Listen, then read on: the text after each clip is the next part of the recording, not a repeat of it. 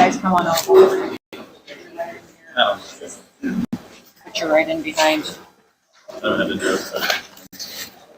Got y'all? Good? Good?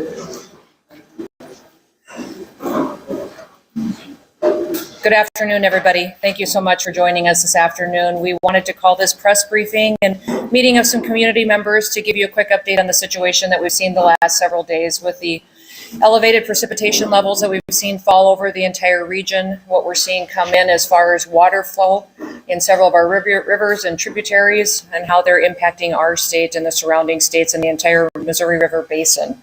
The situation we have today outside certainly is sunshine and clear and calm skies, but we do have a situation growing to where things are going to look worse before they get better. So we'll give you some statistics and some updates on water levels and how we'll be impacted. And we're going to hear from some of the gentlemen behind us as well with some more information we'll be able to use to make wise decisions to protect infrastructure, homes, and families over the next several days. Yesterday, we talked about some of the predictions that we have for flooding levels throughout the state. We've already hit some of those levels as well. And people have asked me why the numbers are changing on some of the numbers that I'm giving you. And that's because we have several areas that we're intaking water into the Missouri River, into the Vermilion, the James, the Big Sioux, that those rivers and streams don't have gauges on them. So when the precipitation fell and it came into those rivers and is entering the ones we do have gauges on, it's just more water than we were able to predict at the time that we were giving you the information that we gave you yesterday morning. So as of already, the Big Sioux River gauge above Canton, it broke the old record by 1.7 feet. The Big Sioux River at Haywarden, Iowa, right on the South Dakota border, it broke the old record by 4.7 feet. The Big Sioux at Akron, it broke the old record that was set by 1.8 feet. And then we also have at Richland, that gauge there broke the old record by 3.1 feet. That tells you the significance of the situation that we're facing, is that we have a lot of these gauges that are upstream that have broken the old records of what they've seen for water flow before and water levels before, and it's come in our direction. And these numbers illustrate the situation that we're going to be facing for the next several days. The Big Sioux River at Sioux City is projected to set a new record of 42.2 feet at 1 p.m. on Monday, as of right now. That is both a few feet higher and an earlier peak than what we were able to tell you yesterday. The James River at Yankton is already what we would consider at major flood stage, and we are opening an emergency operations center in Yankton as well. That flood stage is at 21 feet. That's currently right now at 20.8, but it will move to 21 feet. The river will hit 24.3 feet early on Wednesday morning, so it will continue to grow and to rise. The Vermilion River is projected to clear 30 feet overnight in the early morning hours, and it won't peak until Wednesday morning at 31.9 feet. That's a bit lower there for the Vermilion River than what we saw and what we were able to tell you yesterday, but it's going to be a later peak. So as you can tell, several of these different rivers are at different levels, but most of it is indicating much more water than we anticipated just 24 hours ago based on what we're seeing coming in. These are serious flood levels. Everyone needs to take the situation seriously, and I hope you'll communicate with your neighbors and your family members to be prepared. We're calling for a voluntary evacuation of the Dakota Dunes area and asking the community members to do so and to remove themselves and their family and their belongings from those areas. And with those current projections that we're seeing, the community is also evaluating all the levee systems that we have with several of our different agencies and participation with information we're getting from the Army Corps of Engineers. Some of the actions that we're taking on different levees, with those of you who may be familiar with the levee systems that we have both in the Dunes area and in North Sioux City area, is that the Spyglass levee, we are adding 1 ton large sandbags to the top of that levee. Those are those HESCO accordion bags that will be filled with stands, and we'll be putting that on top of the Spyglass levee. We're adding Two Rivers Golf Course to that levee as well. And we're protecting the water treatment facility and the lift station in North Sioux City. And the Dunes area as well, calling for that voluntary evacuation. We're still evaluating additional actions that may need to be taken throughout the next day or two. I have several officials here from the Department of Public Safety and the Department of Transportation who are here in cooperation in the Emergency Operations Center, working with the local emergency managers and folks that are on the ground here in the community on a day-to-day basis. Yesterday, I signed an emergency declaration, an executive order that will give us an evaluation of these storms, but also allow us to start to pursue the documentation to pursue FEMA funding. And if you remember with FEMA funding, when we've done this before in the past, that allows us to collect the impact and the amount of loss that we have in the state. In order to qualify for FEMA funding, we have to hit $1.6 million worth of loss statewide. We will easily hit that. And 75% of the costs of that loss then is covered by FEMA. 15% of it is covered by the state, and then 10% is the local community. And that is how the 100% of total loss ends up being covered. But it's incredibly important that you document loss and that you document any financial impacts that people in the community have so that we can keep that information in order to submit that FEMA declaration. Now, the emergency order that I signed allows us to start doing that paperwork, but we are not going to wait for the federal government to give us an approval or to collect any of that information. We start taking care of things now and making sure that when we get that done, we'll follow through the process in order to get compensated. I want everybody to remember that if you have personal property loss, the person to contact is your insurance agent. That is someone that you need to be contacting right away. And then if we have farmers or ranchers in the area that are seeing losses, reach out to your local FSA, the Farm Service Agency office, or also your crop insurance agent. They are ones who will help you document that loss with those acres that have been impacted. Once we receive the authorization from FEMA, that will allow our local governments to pursue that compensation of the 75% from the federal government and then the 15% from the state with the 10% match from the local government. Unfortunately, we've already had one death from the situation in the state that has resulted from the flooding. And because of respect for the family, I'm not going to share any details around that. All I'm going to say is that I want to remind everybody to remember the power of water and the flow of water and to stay away from flooded areas.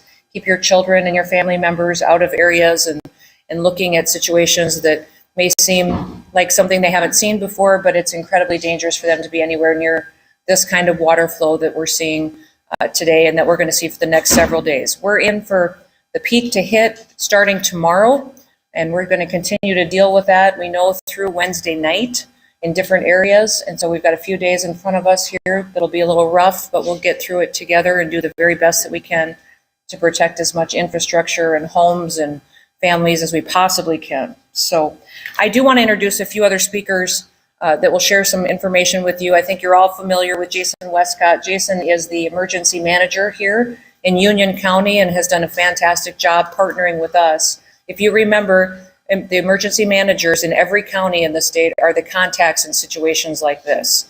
The state then steps in and assists them with what they need to respond to the community. So he's been great to work with and keeping us informed of what he needs for resources and working with our agencies and what we can do to be prepared. So Jason, if you would like to come on up, that'd be great.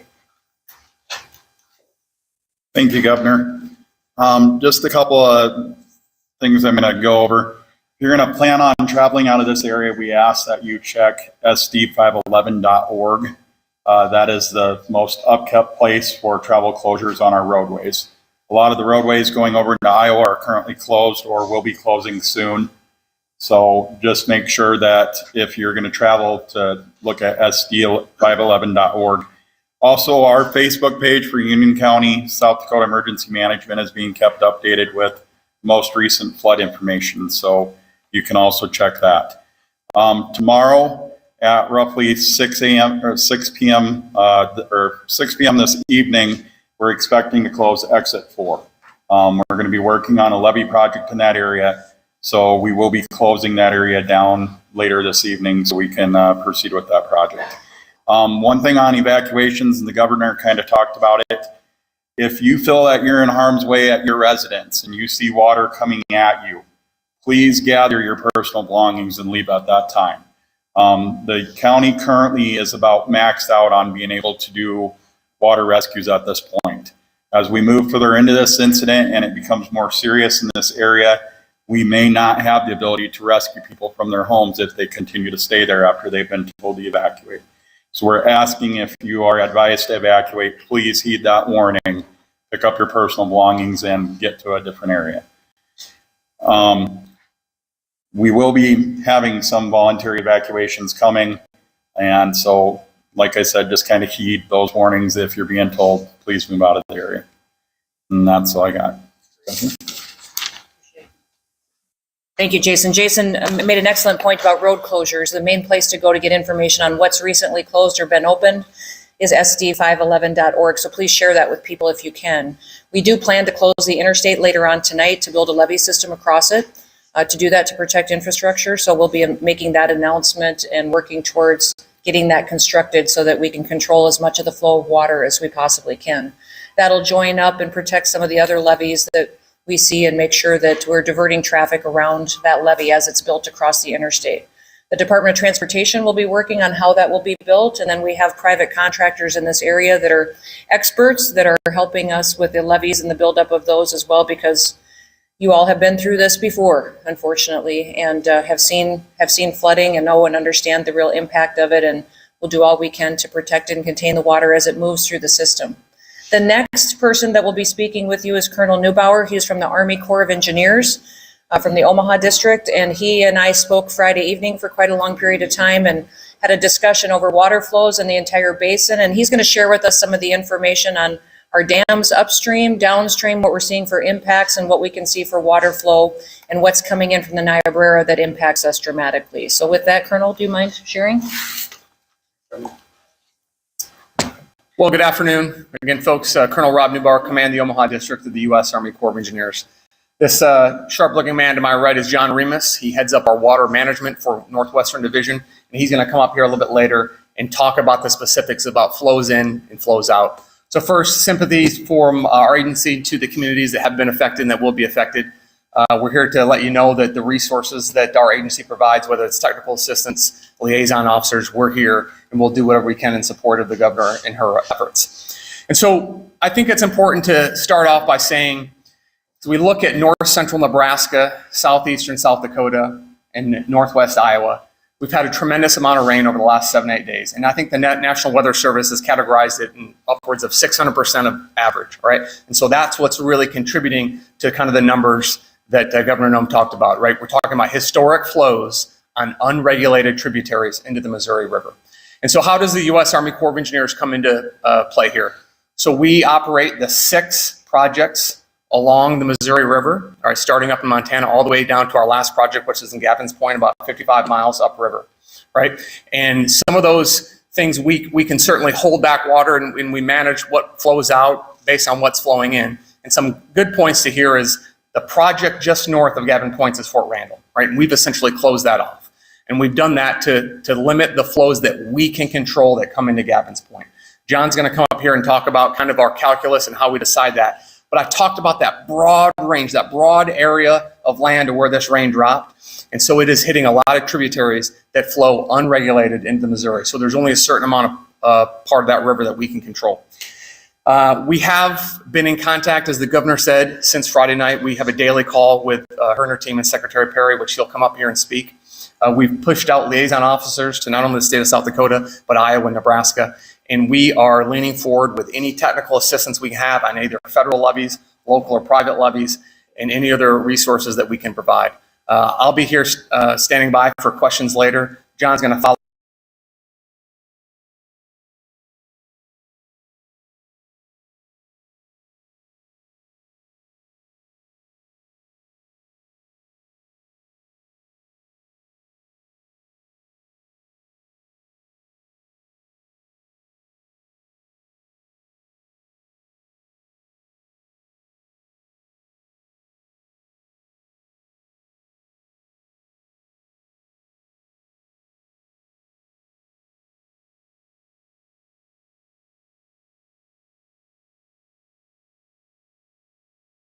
Me. And then lastly, to my left, members of our team, Ms. Kim Thomas. She's our Chief of Operations.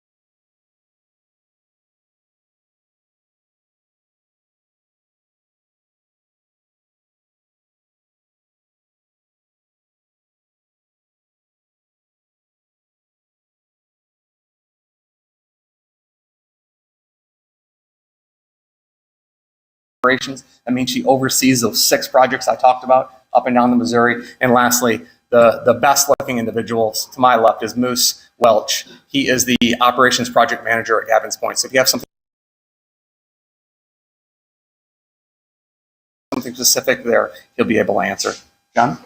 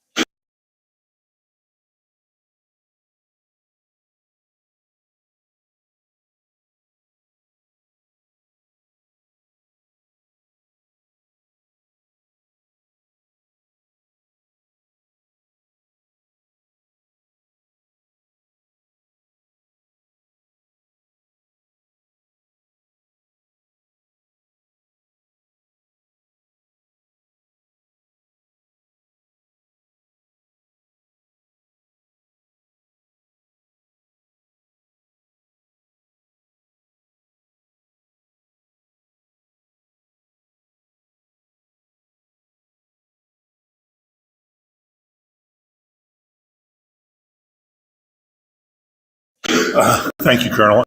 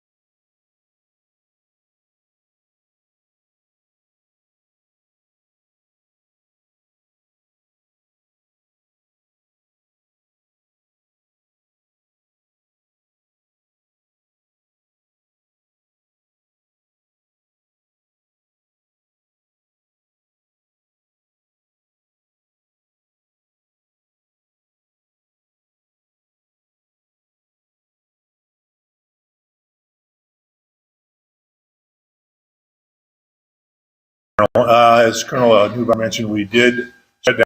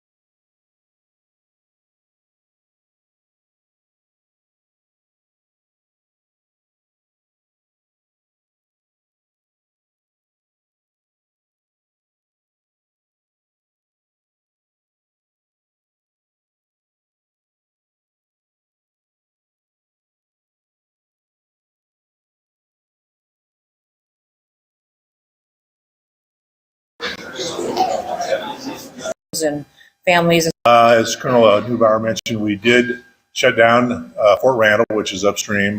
We did that beginning Friday. It's not completely shut down. We still do have a little bit of power peaking coming out of there, but it's essentially shut down. The rainstorms that put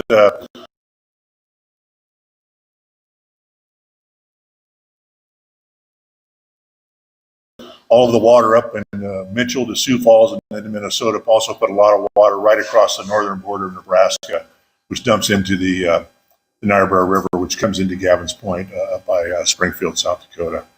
The inflows into Gavins Point are still higher than the outflows, so the pool is still climbing. Before we started this meeting, the pool elevation was 1209.3. Top of the gates is 1210. So we're getting very close to being at the top of the gates. That's why we have not been able to cut outflows as much as we originally wanted to. We're going to continue to monitor that. We think, and it appears that the inflows are starting to peak and turn over. As soon as we can, we'll start decreasing the flows out of Gavins Point Dam, which could make a small difference here. We are a day and a half travel time from the Sioux City area to Gavins Point. Beyond that, I really don't have a lot of details to share, other than, as Colonel Newbar said, we look at this as a system. Because we cut flows out of Fort Randall, we are not concerned about overfilling Fort Randall. There's a lot of space there, so we won't be cutting flows out of Oahe or Garrison. So we should be able to support the hydropower mission that we can from there. So with that, I'll turn this back over to Governor Noem. Thank you.